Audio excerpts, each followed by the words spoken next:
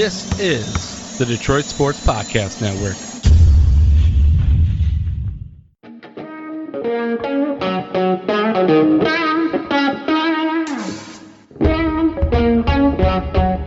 The biggest icon in podcasting.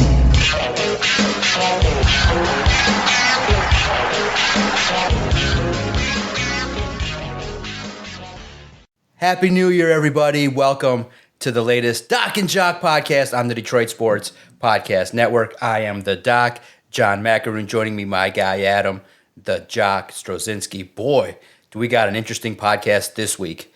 Steve Yzerman put out a call to action. What an interesting press conference that he had when he had to announce the dismissal and describe why he decided to blow out Derek Lalonde and bring in Todd McClellan. I'm very happy with the move. I can't wait to talk to Adam about what he thought. But in the course of Steve Yzerman's 30-minute talk, there were some concerns. We'll talk all about it, but he did say something to a reporter, and he said it, I thought, in jest. But when you look at it deeply, he was, I thought, honest. Like, hey, we are trying everything to improve this hockey club, but it isn't going the way it needs to be. And it was a little bit more of a deflection toward Derek by saying that the feeling amongst the organization is a bunch of individual players are not meeting expectation, but there is a little bit to be said that maybe some of the talent on the roster is not good enough. But one comment definitely stuck with me, and I put out the call to Adam, and I said, hey, Steve Yzerman said into the microphone, if you have ideas, let us know, seriously. Now, if he didn't say seriously, we might not have did this segment. But he said, let us know what you think seriously. And we're all trying, the 32 teams, to get better. So today, on this episode of the podcast, Adam, the hockey guru, combined with Doc, we're going to put together the plan that's going to get this hockey club scoring more points, scoring more goals, giving up less goals, and playing. We'll also talk about our feeling regarding the new man in charge. Love it. I love the passion. Kind of get a sense of an old school hockey man that is known probably as the cleaner for all the work he's done to fix organizations when he comes in. And the second half of the podcast, we'll talk about the Lions, 14-2, but still not good enough to earn the top prize yet. It's crazy. Because Happy New Year. What did you make of the Red Wings finally deciding to blow out Derek Lalonde? I think it was about time. That's first, right? Like it really felt like Lalonde had lost parts of this team, and you could see it in the team's performance on the ice. I was shocked at kind of how all of this happened. It really felt like this was a bit of a news dump, right? Like that Friday late afternoon news dump, because this was done the day after Christmas, and the way it all happened and the way it was all announced, it was like, hey, Todd McClellan's been hired, but Derek Lalonde's been fired. And you were like, wait, what? What just happened here? And then you find out that McClellan's got a long-term deal. And you're like, okay, so what the hell's actually been going on? And look, I did a little bit of asking around. I know a guy who knows a guy who's close with stuff that takes place with both the Red Wings and the Tigers. And to give you the story the way I heard it, it really sounded like Steve Yzerman was looking to move Derek Lalonde out weeks ago, maybe 2 or 3 weeks ago. And it really sounds like Chris Ilitch was the roadblock here. It sounds like Chris Ilitch was the thing that was really holding this up and really causing detriment to his own team. Ilitch didn't want to pay Lalonde to go away, which is why Ilitch isn't going to pay for Javi Baez to go away. Ilitch does not want to pay guys to leave, and that was really and truly what it sounds like was the holdup, because the McClellan deal was done almost 2 weeks ago, it sounds like. It sounds like everything was in order, all the pieces were set, and it was just getting this final execution, getting the owner to sign off and say, hey, let's move this guy out. Let's bring this guy in. And McClellan's, like you said, everywhere he's gone, he's fixed organizations. He's got teams to the playoffs. All this guy does is win. He is basically DJ Khaled. All he does is win, bro. So he will get you to the playoffs. He might not get you to the mountaintop. He might not help you win a Stanley Cup, but he's getting you into the playoffs, and he's putting out a competitive product, and he's putting out a product that is tough to play against, which your Detroit Red Wings are not tough to play against. At least not under Derek Lalonde, they weren't. They were soft. This was a team where if you've ever played organized sports, you look at the schedule and you're like, okay, that's an easy W.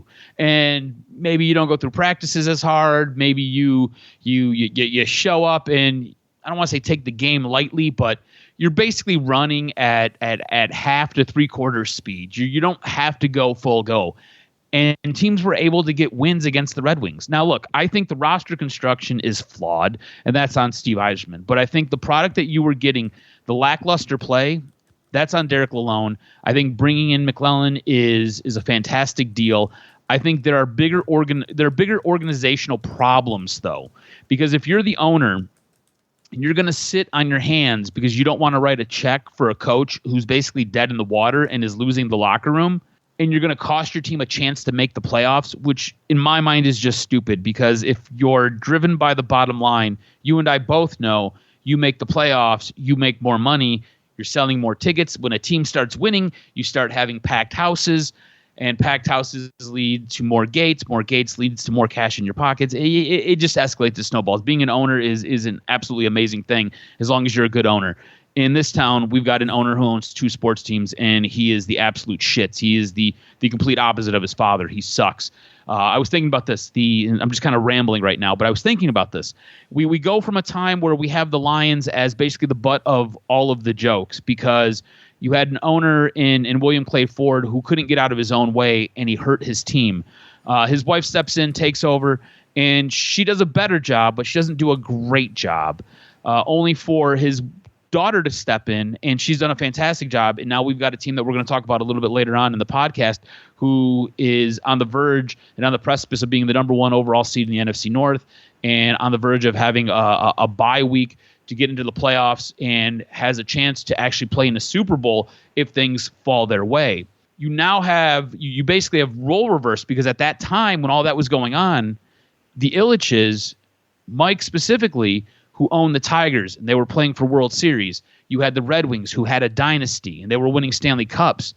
You now flip-flop this, and now his son's in charge, and his son has crippled both of these organizations. And last year, you will not convince me otherwise, the Detroit Tigers won in spite of Chris Ilitch.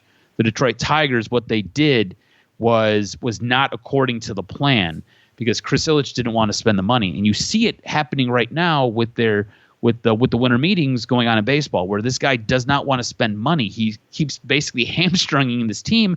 You can go out and you can add a nice pitching staff to this roster that you've got with Tarek Skubal, and he doesn't want to give term. He doesn't want to give a salary. You need a third baseman, and Bregman's there. Bregman's got relationships with Hinch, and he'd be a fantastic fill-in for your third base because you don't have a third baseman.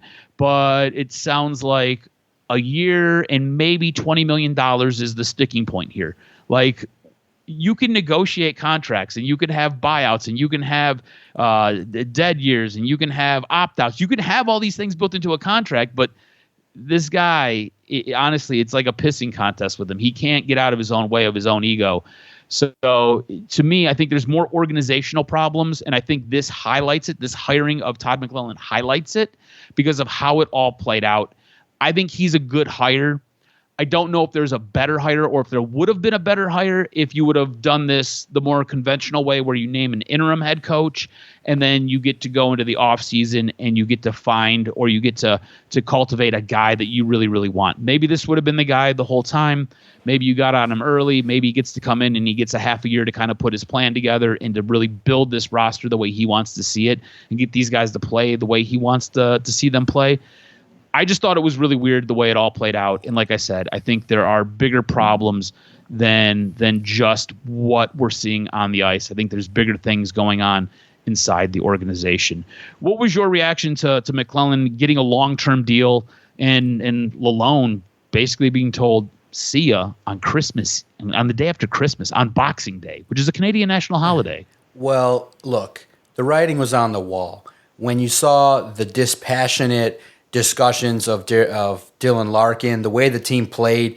Look, in sports, it's not rocket science. When you go and you see the Red Wings play Montreal and they look listless, they're not battling for pucks, they're not performing at the level that many would expect. Now, we're not talking about wins. We're just talking about effort on the ice, growth. Like, stop making the same mistakes in your own zone, the turnovers, the special teams kind of taking a step backwards, the lack of competitive juice that was taking place against teams that it shouldn't go that way. And then you'd hear Dylan Larkin say, there's a disconnect. It was pretty clear something was going on. So there was not a surprise. Look, the writing was on the wall pretty clearly. Now, the timing, the day after Christmas, I just thought that Steve Yzerman had to work to get McClellan in the fold based on how he could get here. So it was taking place. And I think that once the slide started to happen, it was pretty clear. So I was happy to see, Todd McClellan, who's won a cup as an assistant here, who's gone across the league and done a lot of good things. So I was very happy. I thought the initial press conference that Steve gave was very interesting, but I thought that, I took a chance and listened to all three. The new coach, Steve Yzerman, and the players. I just felt like Todd McClellan did the best. He's like, I got to come in here and kind of let the situation play out, and we just need to kind of have a situation in which I sit back, observe the lay of the land, and then we'll start to see and make some changes, maybe with some lines, the philosophy, and then we'll get there. Now, his first game, unfortunately, is against Toronto, and they're going full bore, and they just put the pedal to the metal, and they destroyed the Wings. But the good thing is you saw the next practice where the report comes out, and he's like, hey, come on, guys, just play fucking hockey. Just go out there and execute what you know how to do. Hey, crisp passes, understand zone responsibilities, understand, hey, play defensively responsibly. Hey, let's not make this so complicated. Hey, get to the open guy and find some open space on the ice, and they played so much better. And you saw a little bit more of a free team against Washington, which I thought was nice, with DeBrincat scoring and the way in which they moved around the ice. They just played a lot happier and a lot more, probably less tension in their play. So that was good to see. I thought that when you saw how they were able to respond that second game, I just thought that was really special. And so I like the opportunity now that the Wings have to take a step forward with a new coach who's going to understand, hey, let's try to match what I see as the talent level of this team and get certain guys to do certain things better. And that's the first start. And I think that the jump may not result in immediate wins, but what will happen is I think that you'll stop seeing the listless play. You'll stop seeing guys maybe not developing to the degree in which, hey, this guy's not supposed to be a minus player. This guy's not supposed to be losing battles in this spot. This guy's supposed to fit this role and accomplish this task. And I think overall, big picture, Steve Yzerman, I think we got to point the finger at him. He's got to put better players on the ice. And I know your plan is going to involve shifting guys, shifting lines, and new talent, new goaltending, newness. Because some of the mix that you have, and the first thing is clear, that you have a defenseman in Jeff Petrie that doesn't belong to have some of this ice time. I like that they split up Simon Edmondson, and Mo Seider. I like the fact that they split up a pairing of defensemen that can do different things at different times. So I feel that the aura that McClellan gives off, and I may be wrong, I'm just reading the press conference, the aura that he gives off, I've listened to every word he said since he's arrived. He gives off a confidence of, this is what I expect, go out and do it, or we're going to have a problem. And I think that Derek Lalonde, for some reason, lost the team, and that's probably a whole other story because of his personality, but he just didn't command respect. And I think McClellan's resume will give him respect. And maybe he won't be the cup-winning coach, but I think he'll be that perfect, at least as a starting point, a nice bridge to the next level. So he instills confidence. I think the Wings will get back to getting to where Yzerman expects, which is to compete for a wild card and try to do the best thing possible. But the way it should hold on, real quick. Yeah. I think you said something there that some people might miss, and it's a question I have. So you said the hiring of McClellan might be enough to get you to that next level. Yep. might be enough to help you win a couple of playoff series and help you look like a dangerous team, but maybe not win the Stanley Cup. With this hiring, is this the last hiring for Steve Yzerman? Or does McClellan just have to be good enough to win you a couple playoff series and buy time for Steve to hire somebody else? Because this is now his third coach. Now, look, he inherited Blashill, goes out, hires Lalonde, and now he hires McClellan halfway through this season. Does he get the opportunity that if this only goes so far and it stagnates, does he have the opportunity to go and hire that Stanley Cup winning head coach, or is this the last head coach he gets to hire? Because you go back years ago, nobody wanted to admit it, but we're on that path where you had Kent Holland say, hey, it's going to take at least 10 years to build a Stanley Cup winning hockey team. Steve Yzerman's in year 6 or 7 of this now.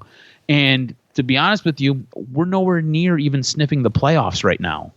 So does McClellan get that runway to have the next 2 or 3 years and then allow Steve Yzerman that runway to hire one more coach? Or is this it? Does this have to work? Okay, so it lays out perfectly and such a great question, because here's the deal. There's a balance between winning and expectations, right? The Red Wings looked terrible. Like they were playing terrible, getting booed off the ice, not even looking like a team that could compete. But remember what Yzerman said at the presser. He's like, do I think we're Stanley Cup contenders? Hell no. He said it emphatically, like proudly, like hell no. Like, what do you guys, let's be realistic here. So the expectation is he's told this to Chris Ilitch, which is, hey, we got 12 guys that we really like, but they're 26. They're not ready until 2026, 2027, where they're going to cook and be all ready to kind of get out there. So what has to happen is that balance between we got to field a team right now in 24, but I stockpiled all these talented players that are in the future. And that's what he's selling is like, hey, we got 10 guys that I really like, and they're coming. And they're in the system, and they're developing. Like basically, like he's telling Chris Ilitch, I got all these great ingredients right now, and they look good, and we're building them up. But they're early; they're still sprouting. They're not going to be the full what we're looking for a couple years. So then there's the on ice product that you have right now, and that just all he was looking for from Derek Lalonde is don't embarrass us. Like, hey, all you got to do is get to the playoffs. Like you don't have to win; just get to the playoffs.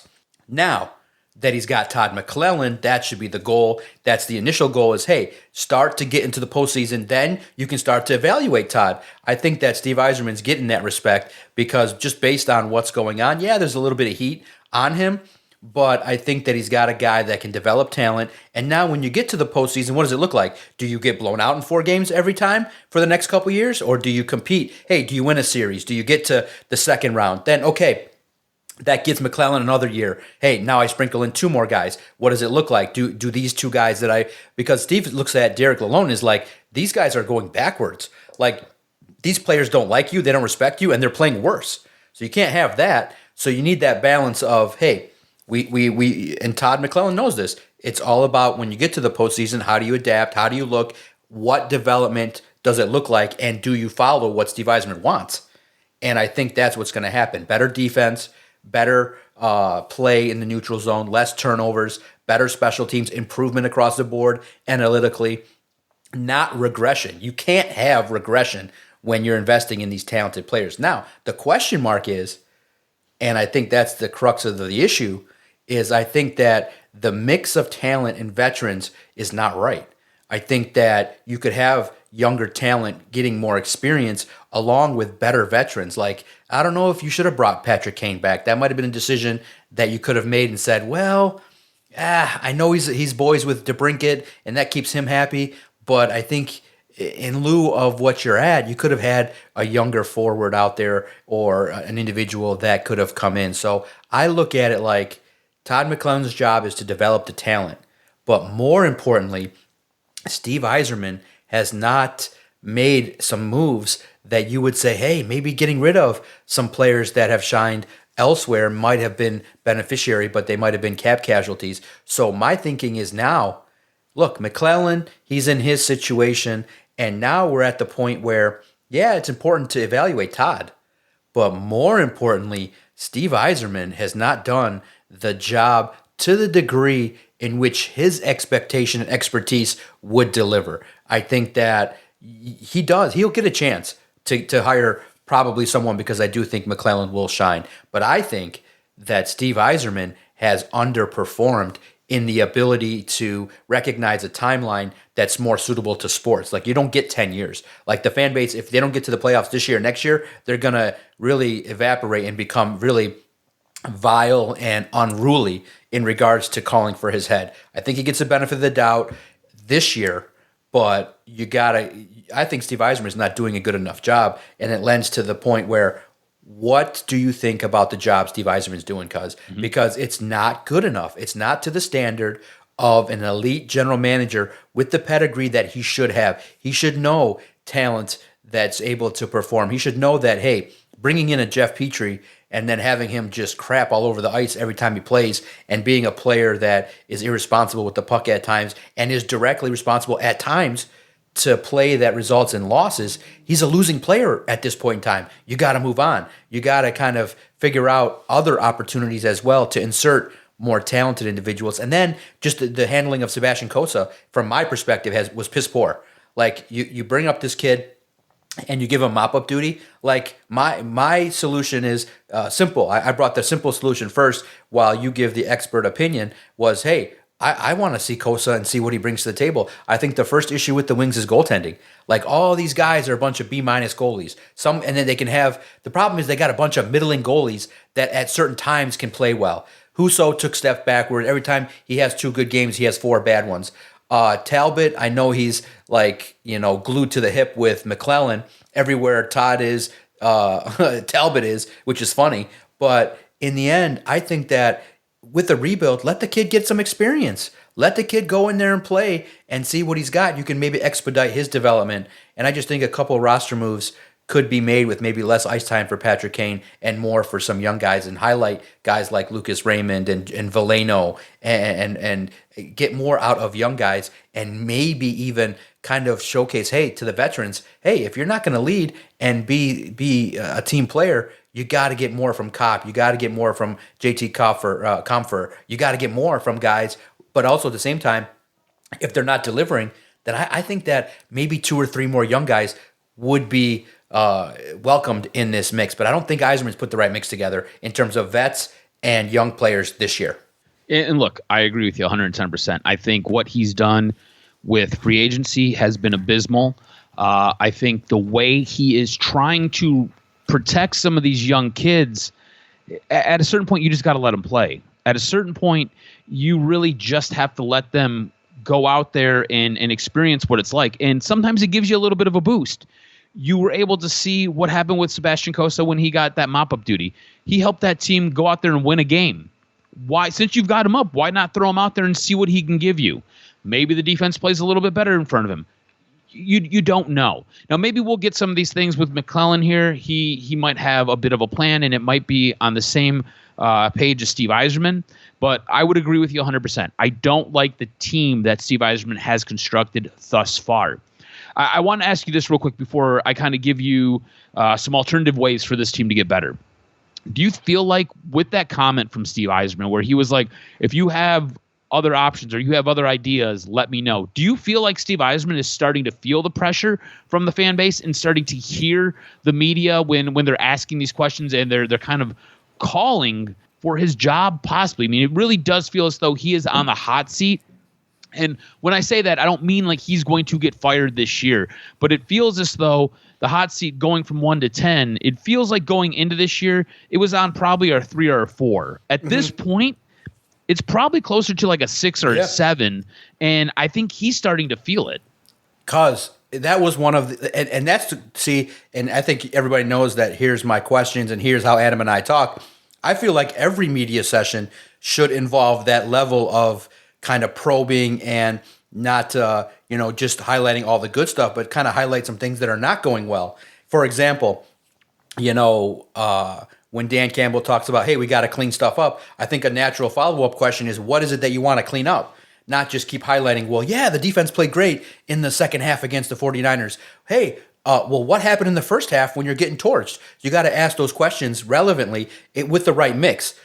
I thought that presser that Steve had to endure was perfect from the media.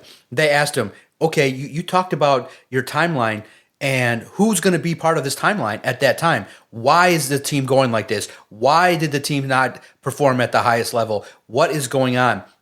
Why is the hockey team not to the level where it should be? I thought all the questions were probing, and they followed up with good questions, asking follow-ups, because Steve got comfortable, just kind of giving all these laid back answers and never giving direct answers to stuff. This 30 minutes that he gave, they were asking direct questions like, why Todd? Why now? Which I thought Brad Galley's question was great regarding what does the future look like then, and if this is going to be, who's part of your mix? Who do you like? And it forced Steve to answer, which was really good. I thought the media session was top notch, and I felt like his answer, he started to feel a little bit like, yeah, the heat started to rise a little bit, like they're questioning me.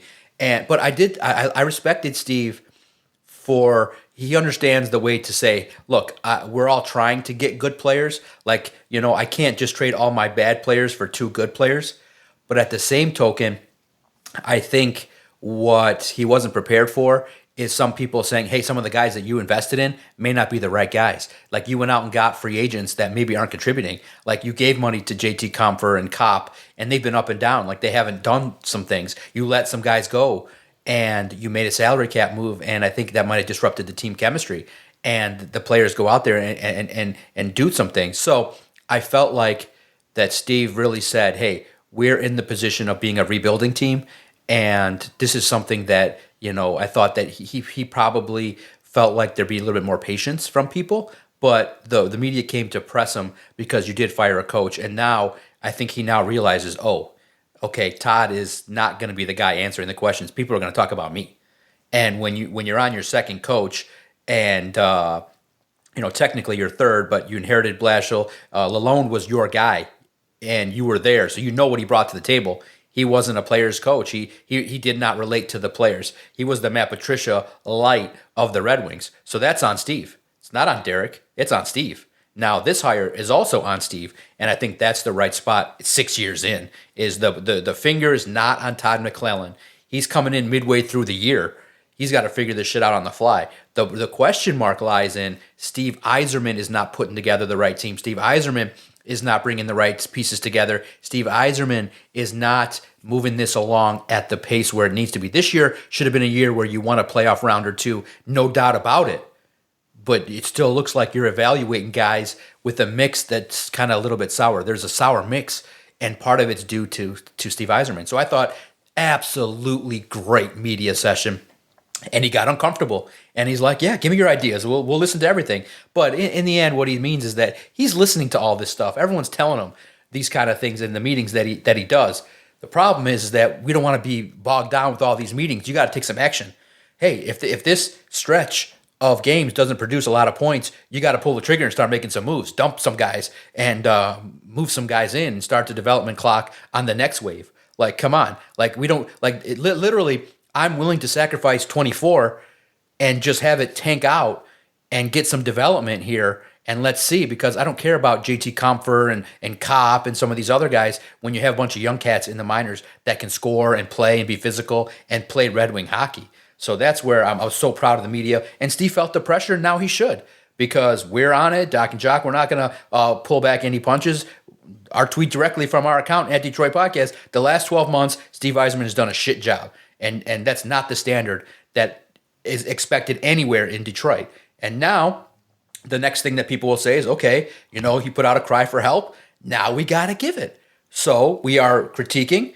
And now the next step is, you said, yes, you looked at it right away. It perked up your ears.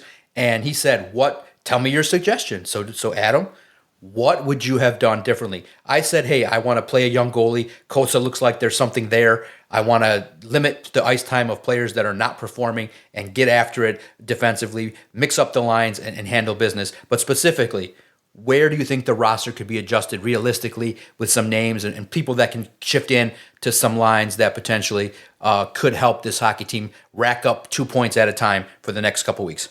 I think I really do like your idea of bringing Kosa up.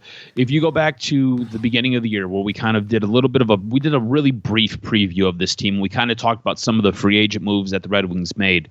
I was really down on what they did with goaltending. To me, it feels like that goalie room with Cam Talbot, Alex Lyon, and Ville Husso, it feels like it's the Spider-Man meme. It's like they're all the same guy, and none of those guys are good enough to be your number one goalie. You have a young kid who has a lot of promise. I know you don't want to break them. You don't want to wreck their confidence, but there are ways that you can protect them. There are ways that you can get them involved in games, and you can get their confidence boosted, and you can get the guys playing well in front of them. There are ways to do that. You don't necessarily have to have them going out against the top teams in the league. You can have them going out against some of those mid-tier teams and show their wares. I feel like Kosa's at that point where he really needs to make that jump. He's already doing a good enough job in Grand Rapids. You might as well bring him up, put him on the ice, and see what he can do. I think another thing that could have been done and probably should have been done, and something that can be done going into next year that would help this team, a guy like Mitch Marner. There was a lot of talk after Toronto got blew out in the playoffs, and there was a lot of rumors and a lot of speculation about what was going to happen with Mitch Marner. Mitch Marner is a guy who is an all-star. He is a talented player. He is one of those elite guys in the league. He just came here and he wrecked shop and had a natural hat trick. So, like, he's a dude who can put the puck in the net. You could have worked something out with Toronto, whose front office was in flux last year, and you could have possibly worked out a trade. If Steve Yzerman is such a swindler, maybe make a phone call, maybe try to work some of your trade magic and get something done. Remember, you can only stockpile so many young talents, and this team has a glut of young talent. Go get a guy who you can bring in and who is a top-line forward who's going to help give you 30, 40 goals a year. A guy who you could play with DeBrincat, a guy who could possibly make Larkin look better, a guy who you could put out there with a Lucas Raymond. So going out there and making moves like that, I think this past offseason, Marner was a guy I would have done that for, or going into this next season, you can find guys like that you can trade for. You've got assets. You just got to be willing to part with some of those. Not every one of your draft picks are going to pan out. Not every one of your draft picks are going to be an all-star. And if you go into it with that mentality that they are, you're never going to get the return on that investment. So you've got to be willing to move pieces.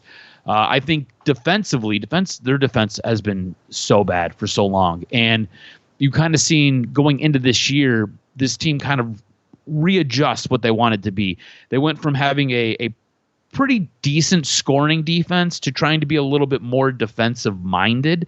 And I don't necessarily know if it worked. I don't know if there was as smooth of a transition doing that. I think, again, going out, signing a bigger name free agent like a Montour, who's coming off of a crazy playoff streak and winning a Stanley Cup. It's a guy you could have gave a little bit of money to and gave a little bit of a contract to, brought him in, and next thing you know, he helped solidify some of that back end that's really been a bit of a mess for the last couple of years.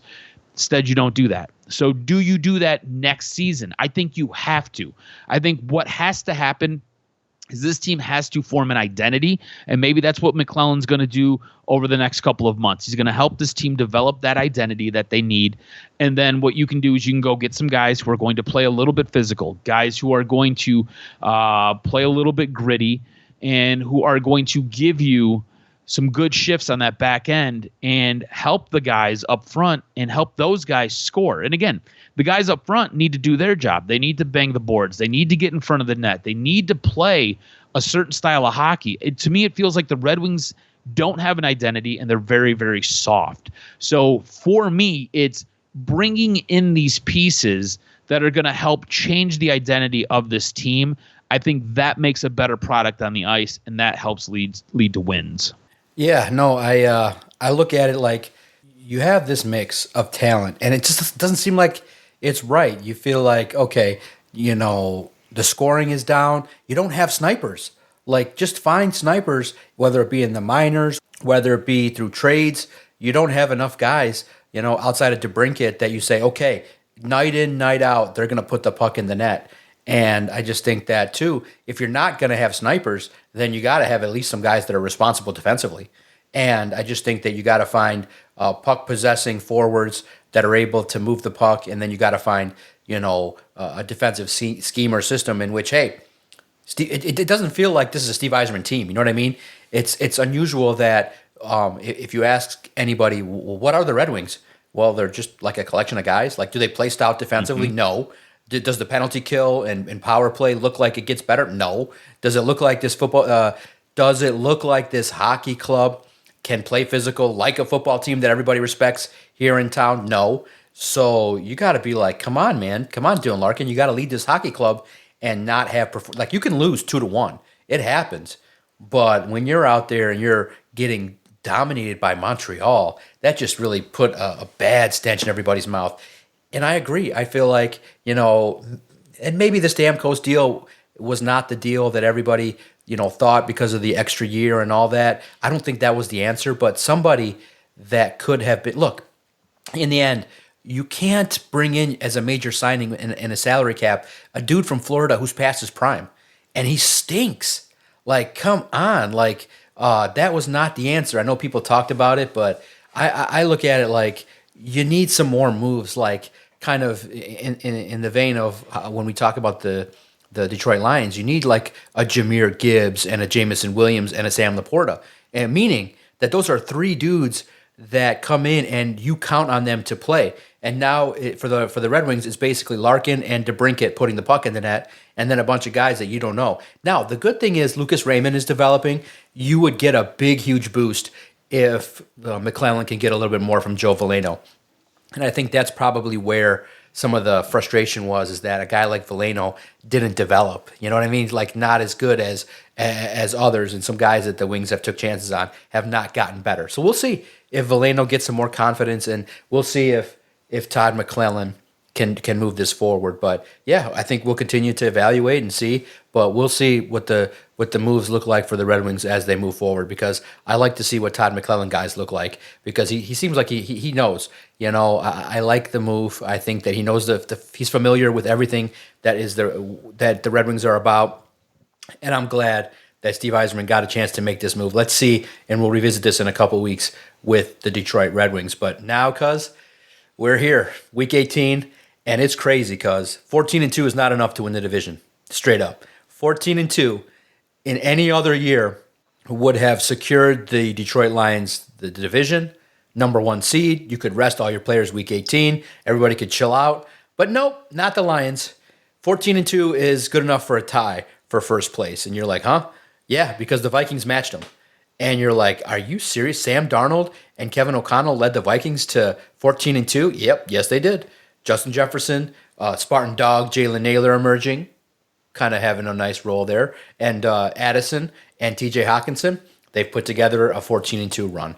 But you know what? Outside of, everybody's wanting to already have that secured, it's for all the marbles. No bigger game on the NFL schedule in Week 18 than the Lions and the Vikings.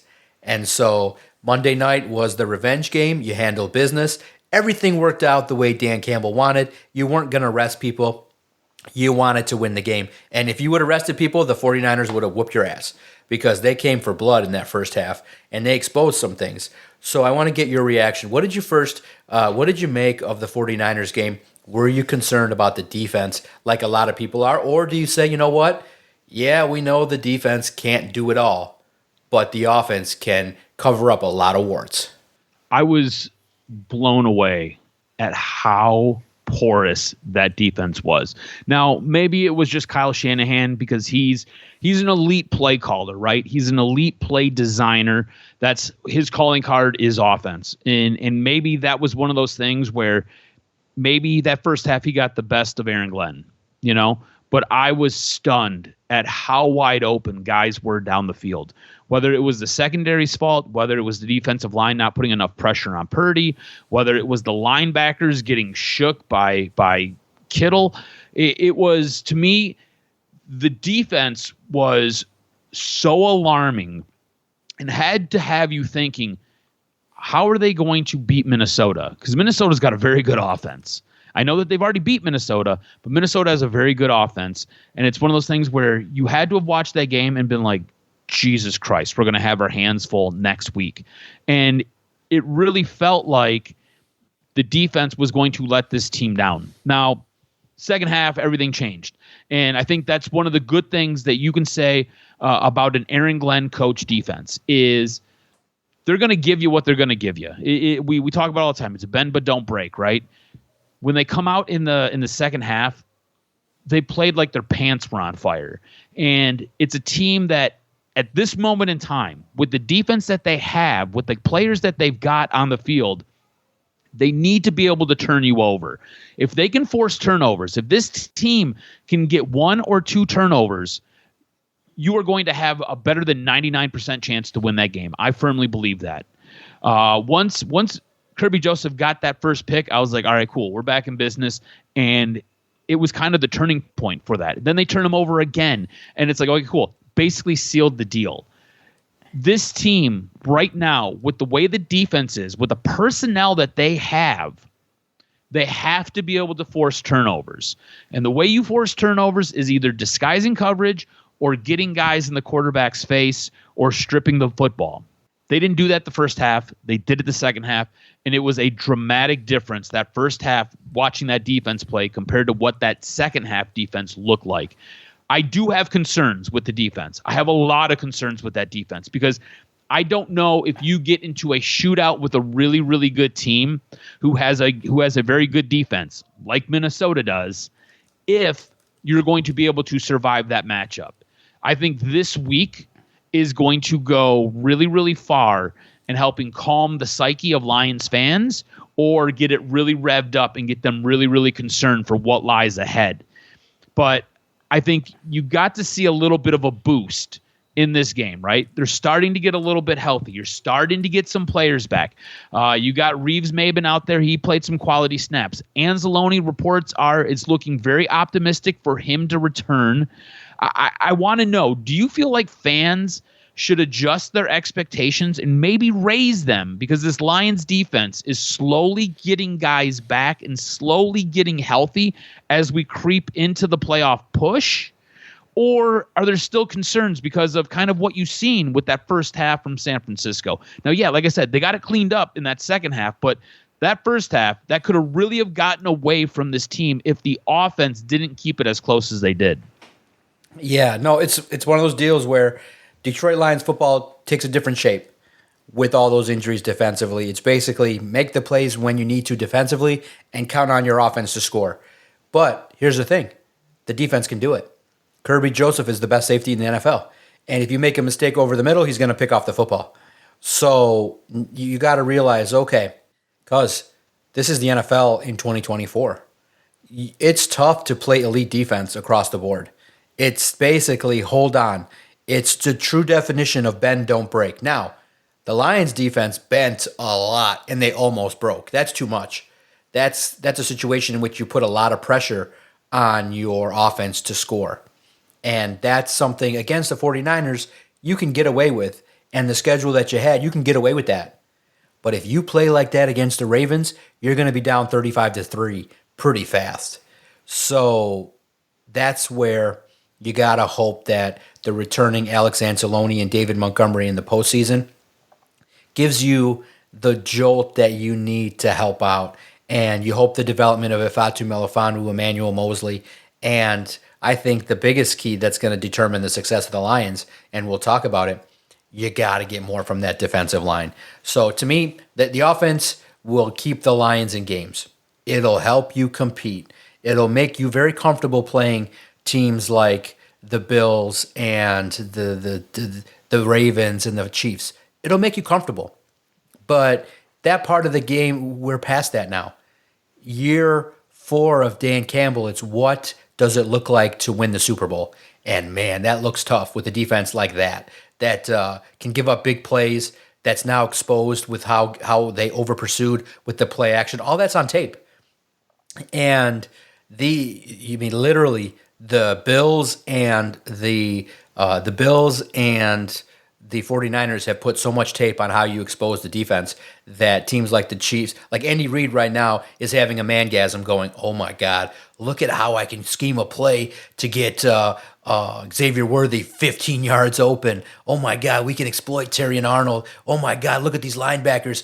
All we got to do is establish the run early and a couple of play actions here. If Jack Campbell bites, we're going to have Travis Kelce wide ass open. Lamar Jackson looks at that film and goes, holy shit, I could get 300 yards in the Super Bowl. He's like, you got to tighten that up. And that's just about being gap responsible and stuff like that. You got to step it up defensively. But I think they will. And the offense can get better too. But, that's this game, and we'll talk about the Vikings game here in a couple minutes, is important. But I just thought that, Jalen Reeves-Maybin and guys on the defense really had a tough time, and because they're not getting no pressure. That's the biggest problem. So Darius Smith got a couple pressures in the first half, but not enough to get sacks, and Brock Purdy found it open. I think the defensive line is the biggest concern because you're not getting anything from Levi and Josh Pascal to the degree in which you're like, man, they're not getting no pressure. Excuse me, they're not getting no pressure at all. And that's not good because if you do that in the postseason, you're going to get worked. Probably if you do that against the Vikings, you'll get worked. So I think the pass rush is a major problem right now. And you just got to hope that the effort level picks up. You got to hope that the one-on-one battles get won against the Vikings because I just thought Jalen Reeves-Maybin and the defensive line and the secondary, man, it was a little bit rough. And the one thing that the defense can get better at is Brian Branch just taking a couple undisciplined penalties that he doesn't need to take. Like just shoving a dude in front of the official is pretty silly, and you expect that to stop, not continue, and probably he's going to face another $10,000 fine because of it. But, there were a couple plays in that game where the defense looked undisciplined. They looked like they were a little bit on tilt, and it looked like it started early. You had the whole thing happen with Juwan Jennings and Terrion Arnold, and then Kirby Joseph comes in, gets involved to kind of stick up for Terrion Arnold, and it's like I get that, and then you have what happened with Brian Branch, and it really did seem like a lot of it focused around Juwan Jennings. But you look at the offensive side, Jameson Williams has been involved in stuff like that for parts of the season, just doing silly stuff. Those things have to get cleaned up going into this week. Those things have to not happen because when you start playing higher quality talent, you start playing better teams, those 15-yard penalties are going to hurt you. Those 15-yard penalties are going to cripple you. You can't go doing those things. You're at this moment in time, your Super Bowl chances are kind of on life support because your defense is so beat up that you can't really give away yards and give away possessions. You need all the offensive possessions that you can get, and defensively, you need to make as many stops as possible to get that ball back to your offense so you stay off the field so you can be hidden. So doing silly things like that, it just isn't going to work for this team. They have to figure out a way to keep their heads screwed on straight and kind of keep the main thing. Just keep pushing towards what they've got to keep pushing towards. The one thing that really shocked me, there were a couple of plays, and I focused in on what was going on, who was involved, and I was blown away at how bad Taylor Decker looked in this game. Is he washed? And at a certain point, does Brad Holmes, I know the draft's a million years away, right? We're not even worried about that right now. But does Brad Holmes have to start reinvesting into this offensive line that, I'll be honest with you, I don't think we ever seen it the way it was supposed to be created. I don't think we ever really got to see it come to fruition because I think Taylor Decker, watching this game, I think he's done. I don't know how much more he's got left. I know Frank Ragnall's beat up. I know you got Graham Glasgow going into this year. They had to kind of flip his position because of moves that they made in the offseason. But really and truly, I don't think we can keep talking about this offensive line as this elite unit. I think it's good, but I think Decker's maybe has 1 foot out the door. And I think you might be looking at Penny Sewell flipping over to that left side very, very soon. What were your thoughts on his play in this game? Because it was like every time I looked up, man, there was somebody in Goff's face, and it was coming off of that left side. Yeah, it's. I do think that the offensive line will start to look better. I think Christian Mahogany will take on more of a role. Manu will get some time, but yeah, there will be some things that will need to be addressed. You probably need to look at the left tackle position moving forward. Maybe you get one more year out of Taylor Decker, but you mix in a little bit of somebody else too. I do think that Penei Sewell will probably finish his career at right tackle, but there's an option because he's succeeded and has done so well at the right tackle spot. Will they make the investment to switch him over to left tackle? The expectation is he would shine really wherever, but we'll see where Manu fits into the mix. But I do believe that you have to consider the left tackle spot. He's getting older and he's beat up, and at times, you look, the defensive ends in the league are getting stronger, faster, and more creative with their stunts and their shifts and their ability to work offensive linemen. It's a tough position. Listen, it's no easy feat to play well on the offensive line. The Detroit does a good job of it, but yeah, you're absolutely right. I think that Taylor Decker is having some moments where some snaps that he'll want to have back. But I do think he'll clean it up, and that's why the most important game of the year is now on the schedule. And it all leads up to Week 18. Thank God it's at Ford Field. I think that's the edge. Because there's a lot of things that are even. Because the Vikings offense looks sweet. They got T.J. Hawkinson. They got Naylor, who's now gaining confidence from Michigan State. We always knew what he could do. And Addison. But you got to look at it like this. It looks like a scary proposal, okay? But you got to remember, the Lions are fully prepared and understand exactly what the Vikings are about. There's no team that knows the Vikings better than the Lions. And I do think that Ben Johnson has the edge over Brian Flores. Even though the pressure may come, it's going to be key. It's simple as this. If the Lions' offensive line holds steady and they block for Jared Goff, the Lions are going to score a lot of points. I think that the blitzing effort will be, unless I think Brian Flores has to come up with a different strategy. Some zone blitz looks, some disguised blitz pressure looks where instead of rushing forward all the time like a crazed maniac, you give the look like you are, make it appear that this is what the Lions have seen before, and then you drop back in coverage. And you trust a little bit more of your defense. Do you trust some members of your secondary and linebacking core to cover St. Brown and Jamison Williams? Here's the thing. The Lions' explosiveness may be too difficult for the Vikings defense to handle. Jared Goff is playing at an MVP caliber situation, but the Vikings can play. They can match. So this game has the feel of last 5 minutes. I tell everybody, buckle up. Whatever happens the first 45 minutes, 55 minutes, yeah, it'll dictate some things. But the last 5 minutes, that's the money time. I think the game will be tied with 5-6 minutes left, and whoever has the ball and executes late is going to win. And you hope it's the Lions. But this game is critical. It stinks. We don't know yet at the time we're talking about Alex Anzalone. There's a chance maybe. Dan Campbell said he could really be close to returning, which would be great. But he's one defender. You still got to do a lot of things better in the secondary and the defensive line. The key outside of the offense, which everybody trusts, and it's so great to have Jahmyr Gibbs playing like a Ferrari and is just so confident, and it's just great. He's great. You now have two X factors in Jahmyr Gibbs and Jamison Williams that can carry you through games. But the question mark is going to be that defensive line's got to do something. Like Zadarius Smith's got to get home. Pressures are great. 2-3 pressures a game is not going to bring home the bacon.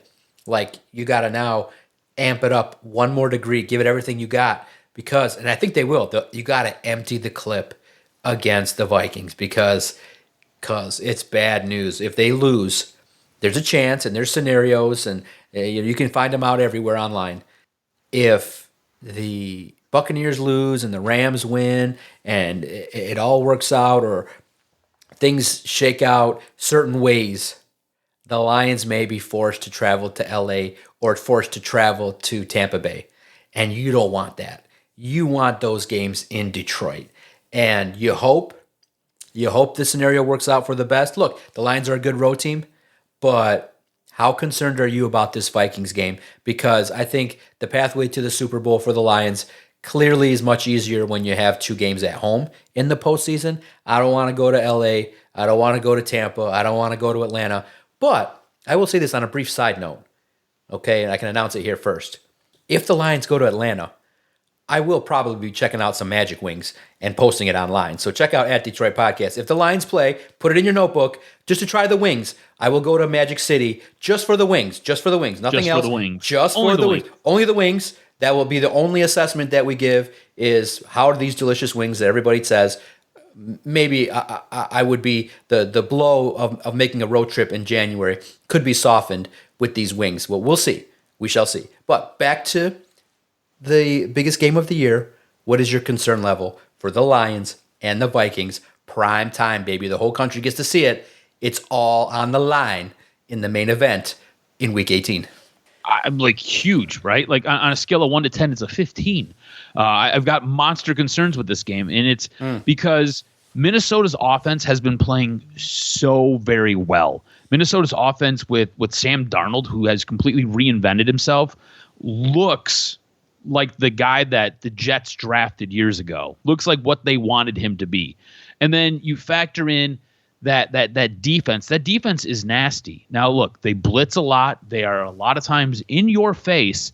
What that does lead to some gaps downfield, and it does lead to some big chunk plays being able to be obtained, and that's going to be the big challenge for this Lions offense. They're going to have to be able to capitalize on those blitz and those scheme packages where they do have those big gaps behind the linebackers, either in front of the safeties or behind the safeties in that secondary.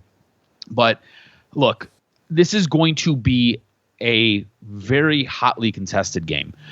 This is not going to be like the last time they played. Detroit has suffered a ton of body blows and is not the same team that they were a few weeks ago when these two teams matched up earlier in the season. So you're going to put a heavy load on your offense. You're going to need Jared Goff. You're going to need Jahmyr Gibbs. Amon-Ra St. Brown's going to have to be more of a focal point going into this game, as well as Jameson Williams is going to have to be that X factor.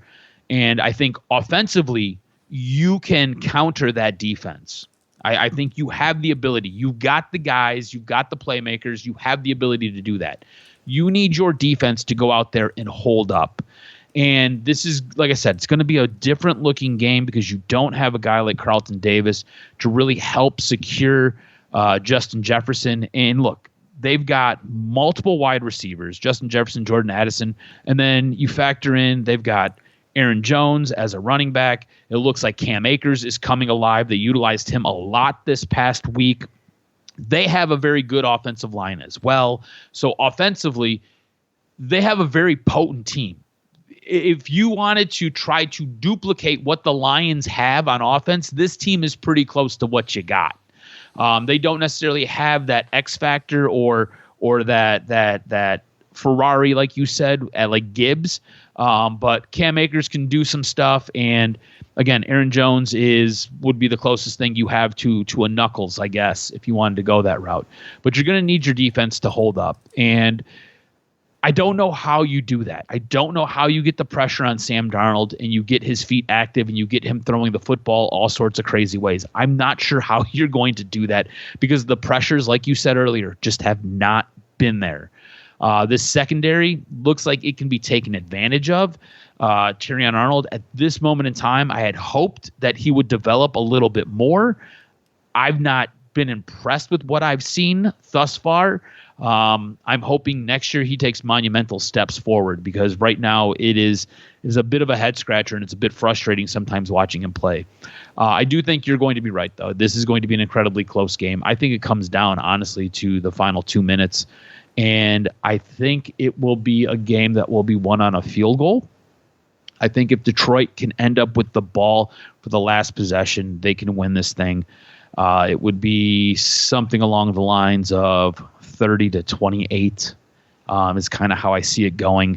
And this is going to be one of those games where really and truly, man, it's a coin flip. These are the two best teams in the NFC, I firmly believe.